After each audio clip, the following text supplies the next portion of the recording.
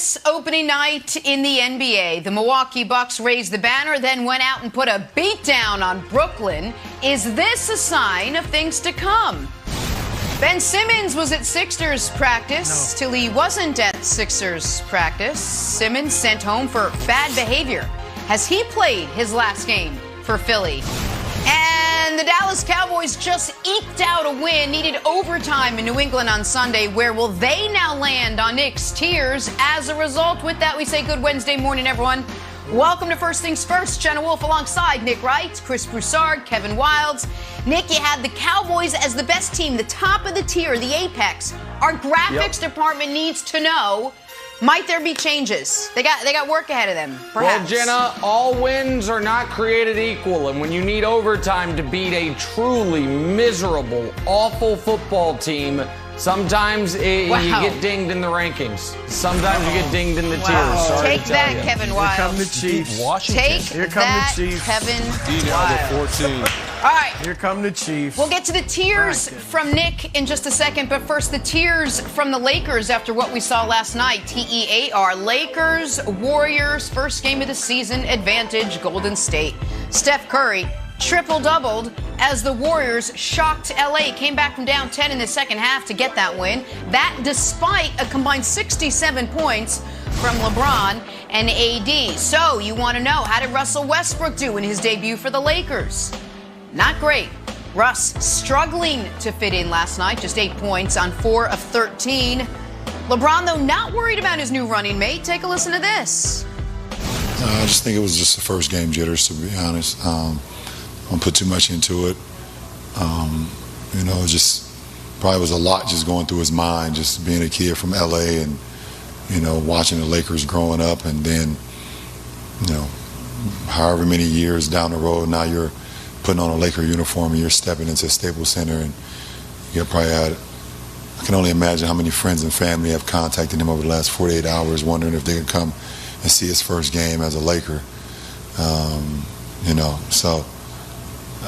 Those things, those demands and those asks and those things will quiet down as the season go on and on. So not worried about Russ at all. He just need to be himself and not worry about the outcome.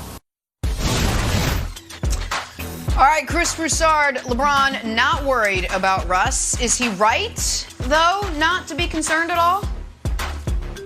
Well, his approach is certainly right. If Russell Westbrook watches that clip or that press conference with LeBron, he's going to be encouraged. That's what you want to see from your best player, the leader of the team who's welcoming you aboard. And LeBron, on top of that, knows as well as anyone, having played in Miami with Dwayne Wade and Chris Bosh, and having played in Cleveland with Kyrie Irving and Kevin Love, that big threes take a while typically to come together. In both of those situations, Miami and Cleveland, they struggled for several weeks before they got it going. So LeBron understands this. He's been through this before. All that said, this is not going to be a big three where all three guys put up star numbers.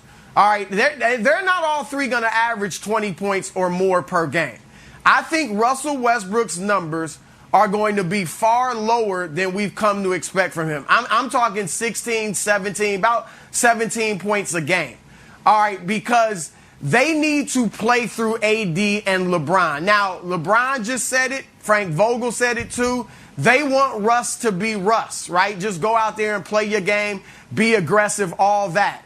The problem is Russell Westbrook's game is him having the ball and everybody else playing off of him, and that's not best for the Lakers. What's best for the Lakers is to run through LeBron James and Anthony Davis and everyone else, including Russell Westbrook, to play off of them. All right, that's how they have to play. So I think they're going to have to start staggering LeBron and Russ's minutes to some degree. Give Russ that second unit, all right, where that's when he can be Russ and play like he's always played. And then even when he's out there with LeBron, he can push it in transition and have the ball in his hands and try to get some early offense. But when they're in the half-court sets, LeBron, as you saw last night, is going to be the primary ball handler and decision maker, and that's what's best for them. That's going to be tough for Russ because he's had the ball in his hands for 12 years, and this is how he's always played the game. and he can't shoot. It's tough to play off the ball when you can't really shoot jump shots. And so that's an issue, Nick. But the bottom line is Russ is going to have to accept being the third fiddle. Doesn't mean he won't be a star. His legacy's set. I firmly expect, as I imagine you do, within the next 2 days, he's going to be named on the All-75 team. 75 greatest players of all time. So his legacy's set, right? But he's going to be the third fiddle here, and he can't, when it's his time to shine, he can't force it just to put up numbers or feel like he's contributing. Yep. So I think I'm going to surprise the audience here because I've always had I'm not concerned, very steady hand when it comes to LeBron's Lakers teams post the Anthony Davis trade. But what I saw last night was incredibly concerning, and it has very little to do with Russell Westbrook. It has to do with how the Lakers are trying to play. And I understand Ellington and Ariza and THT and Nunn were out. I get that. However, there's a rule of thumb with LeBron James teams. If he is the best three-point shooter on the court, you have not done a good job building the team around him. And in their starting lineup last night, he was the best three-point shooter. LeBron scored more points than anyone in the NBA yesterday, scored 34. That should have been a 45-point game. Why?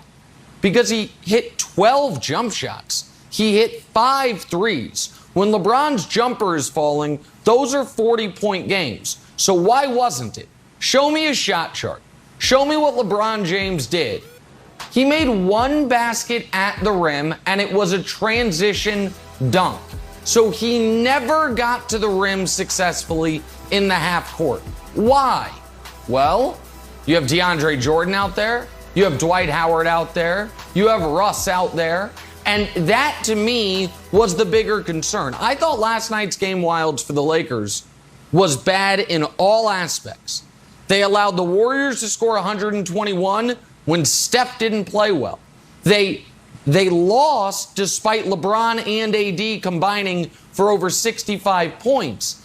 And I understand what they're trying to do, be big, strong, long, defensive. But letting the Warriors score 121 means that with Steph not getting on fire, far from it, 5 for 21, means the defense has a long way to go. So this is the final point on it. I agree with Broussard about Russ running the second unit. But where was he? Remember when he went to Houston, what did they do? They traded Clint Capella away. Why? Spread the court for Russ. Right. The Lakers, LeBron is best without a center on the court. Russ is best without a center on the court. And the Lakers are out here adding centers, bringing in DeAndre Jordan for no reason whatsoever. So I believe in the Lakers because come playoff time, I believe in LeBron. However, the roster they have right now is going to struggle mightily these first couple months of the season, I believe.